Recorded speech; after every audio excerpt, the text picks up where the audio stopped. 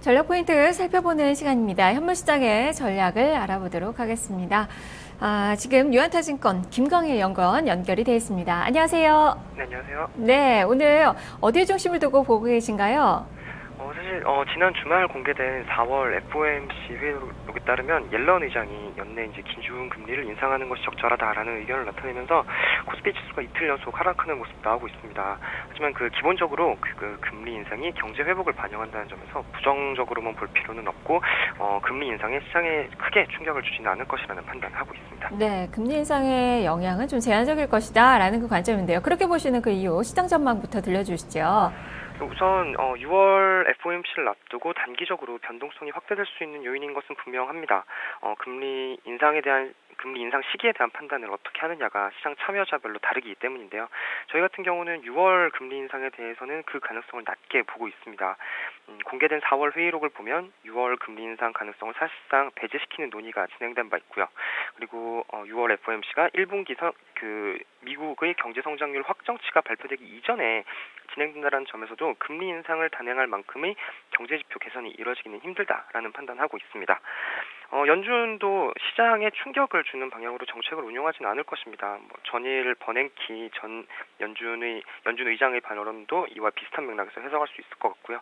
본질적으로 기준금리 인상이 좋아진 경제 펀더멘탈을 반영한다는 점에서 또 부정적으로만 볼 필요는 없다는 점도 좀 참고할 필요가 있을 것 같습니다. 네, 자 그렇다면 매수의 관점으로 좀 대응이 가능한가요? 투자 전략 어떻게 주시겠습니까? 네, 1분기 어닝 시즌이 마무리가 됐고요. 1분기 어닝 시즌과 관련해서 이제 투자 전략 세우시는 게 어떨까라고 말씀을 드리겠습니다. 일부 미발표된 종목의 확정치도 이제 이번 주말이면 다 발표가 되거든요. 결론부터 말씀드리자면 1분기 어닝 시즌 아주 좋았다라는 평가 내릴 수 있을 것 같고요. 1분기 증시 전체 영업이익이 전망치를 상회했는데요. 이것이 무려 12개 분기 만에 처음 있는 일이었습니다.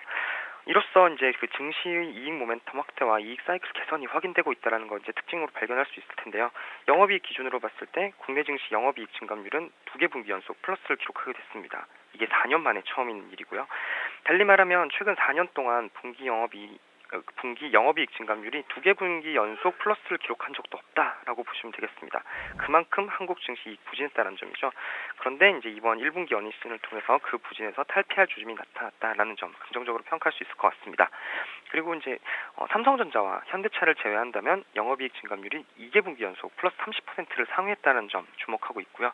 어닝 시즌 전반적인 분위기도 좋았다라는 평가입니다. 그렇다면 지금부터는 매출보다는 이익에 중점을 둔 전략이 유효하다는 판단이고요.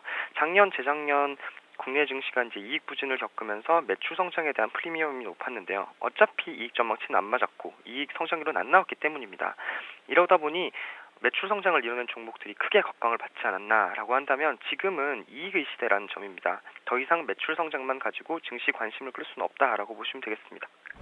네. 자, 그래서 어떤 섹터를 좀 봐야 된다는 말씀이신가요? 작년 증시를 주도했던 이제 대표적인 매출 성장주로 화장품이나 모바일 게임, 헬스케어 등을 들 수 있겠는데요. 이들 중에서 이제 이익이 뒷받침되지 않는 종목들에 대해서는 옥석 가리기가 진행될 수 있는 시점이라는 판단하고 있습니다. 반대로 이익 턴어라운드 강도가 높은 업종에 대해서는 관심을 더 높일 필요가 있다는 판단이고요. 관련된 업종으로는 정유, 화학, 증권, 항공 등을 들 수 있겠습니다. 알겠습니다. 말씀 잘 들었습니다. 네, 감사합니다. 네, 김광현 연구원과 함께 현물시장의 전략을 알아봤습니다. 자,